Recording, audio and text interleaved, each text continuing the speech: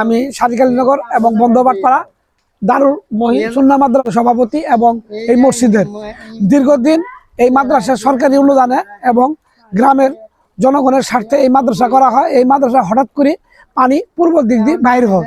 হঠাৎ করে মোহাম্মদ আলী নামে এবং মোহাম্মদ আলী ও মালেক এরা দুই ভাই ষড়যন্ত্র করে মাটি কাটিয়ে আমার কোরআনের বাচ্চা হাফেজ এই রাত্রে ঘুমাইতে অত বৃষ্টি হওয়াতে পানি যাওয়াতে ঘর টর ভেঙে যায় এবং পোলাপান পানি খায়, পচা পানি খায় এবং হুজুর সারা রাত কয়েকজন মিলে এদেরকে উদ্ধার করে এবং অনেক ক্ষয়ক্ষতি হয়েছে।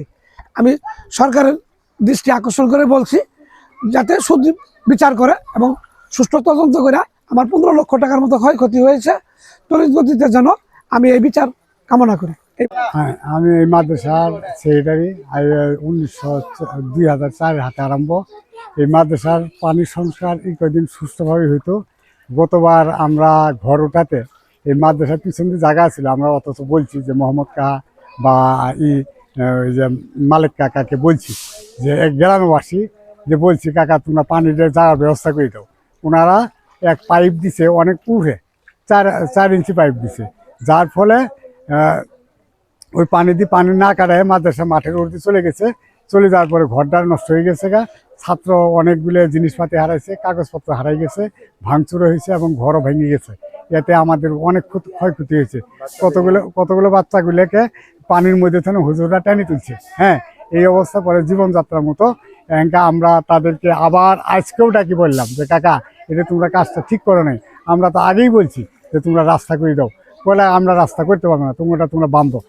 আমরা যদি বাঁধি দিয়ে যান মাটির অবস্থা এবং মসজিদের কাজ চলছে সরকারিভাবে। হ্যাঁ, এদের অনেক নষ্ট হয়ে যায়, বাঁধারও মাটি নেই। হ্যাঁ, বলে আমরা করতে পারবো না। এই বলে এই পর্যন্তই আছে। পরে আমরা এই যে সাংবাদিকের মাধ্যমে আমরা জানালাম যে একটা ভিডিও করি তারা দেউক। আসসালামু আলাইকুম রহমতুল্লাহি ওয়া বারাকাতুহু। কালীনগর দারুল উলুম মহিউস সুন্নাহ মাদ্রাসার একজন পরিচালনার দায়িত্বে আছি আমি। আমার নাম মোহাম্মদ আবু রায়হান। গত 2-3 দিন আগে হঠাৎ বৃষ্টির কারণে সেদিন মধ্যরাতে প্রায় 3:30-3টার দিকে ঘরের মধ্যে এক ধরনের হইহুল্লা বাচ্চাদের মধ্যে শুরু হয়ে গেছিল। তো উঠে দেখি ঘরের মধ্যে প্রায় অর্ধ হাত পানি। সেম গতকাল রাত্রেও এই ভোর রাত্রে বৃষ্টি হওয়ার কারণে যে দিক দিয়ে পানি বের হয়ে যাওয়ার কথা ওইদিকে মাটি ভরাট করার কারণে পানিটা আমাদের মাদ্রাসার মাঠ দিয়ে গিয়ে আমাদের রুমের মধ্যে প্রবেশ করে ফেলে। প্রবেশ করার পরপরই বাচ্চাদের সিট, ট্রাঙ্ক যা কিছু ভিতরে ছিল সব কিছুই ভিজে যায়।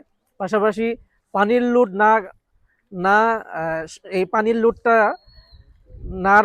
না করতে পেরে আপনার ঘরের পিরা ভেঙে যায়। পিরা ভাঙার সাথে সাথে ফ্রিজ, বুকসেল আর অন্যান্য সরঞ্জাম মোটামুটি প্রায় 10-15 লক্ষ টাকার ক্ষয়ক্ষতি হয়ে যায়। 2-3 জন বাচ্চাও ছিটকে পড়ে যায়।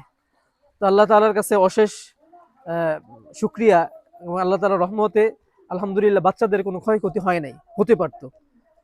তো দেশবাসী এবং সরকার এবং মহান রব্বুল আলামিনের কাছে সাহায্য প্রার্থনা করি এবং আপনাদের কাছে দোয়া চাই আল্লাহ তাআলা যেন আমাদের এই অবস্থা থেকে আল্লাহ তাআলা যেন দ্রুত আমাদেরকে নিরসন দেন।